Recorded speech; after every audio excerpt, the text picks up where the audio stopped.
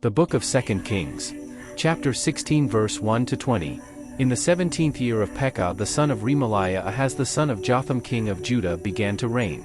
20 years old was Ahaz when he began to reign, and reigned 16 years in Jerusalem, and did not that which was right in the sight of the Lord his God, like David his father. But he walked in the way of the kings of Israel, and made his son to pass through the fire, according to the abominations of the heathen, whom the Lord cast out from before the children of Israel. And he sacrificed and burnt incense in the high places, and on the hills, and under every green tree. Then Rezin king of Syria and Pekah son of Remaliah king of Israel came up to Jerusalem to war, and they besieged Ahaz, but could not overcome him. At that time Rezin king of Syria recovered Elath to Syria, and drave the Jews from Elath, and the Syrians came to Elath, and dwelt there unto this day. So Ahaz sent messengers to Tiglath-Pileser king of Assyria, saying, I am thy servant and thy son, come up, and save me out of the hand of the king of Syria, and out of the hand of the king of Israel, which rise up against me.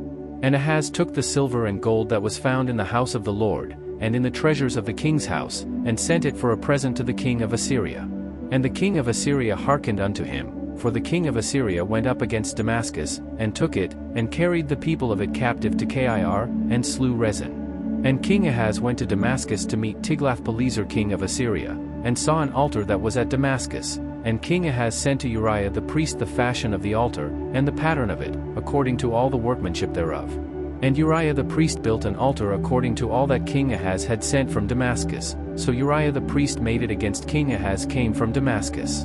And when the king was come from Damascus, the king saw the altar, and the king approached to the altar, and offered thereon. And he burnt his burnt offering and his meat offering, and poured his drink offering, and sprinkled the blood of his peace offerings, upon the altar.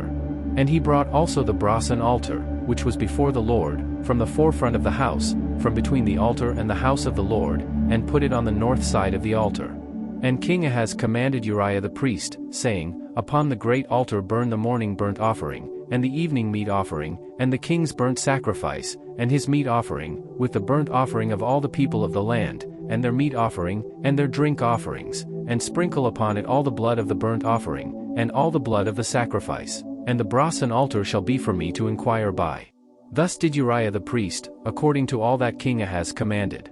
And King Ahaz cut off the borders of the bases, and removed the laver from off them, and took down the sea from off the brasen oxen that were under it, and put it upon a pavement of stones.